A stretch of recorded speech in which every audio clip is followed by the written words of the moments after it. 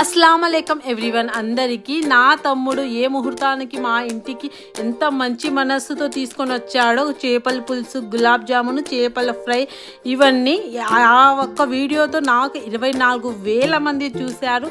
నాకు చాలా సపోర్టివ్గా వచ్చేసింది. 1 ఇయర్ పడిన కష్టం అంతా నాకు దక్కేసింది ఒక్క వీడియోతో. అది కూడా నా తమ్ముడు ఏ టైంకి వచ్చాడో తెలియదు కానీ మంచి మనసుతో ఇంత కష్టపడి అంత దూరం నుంచి తీసుకొని వచ్చాడు. అందుకోసమే దేవుడి దయ వల్ల ఒక సక్సెస్ కూడా అందించింది అనిపిస్తుంది.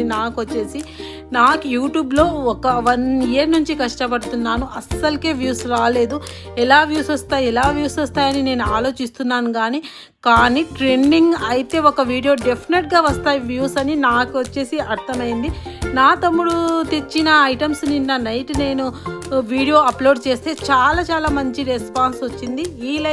ఈ వీడియో కూడా మీరు ఇట్లానే ఇస్తారని అనుకుంటున్నాను.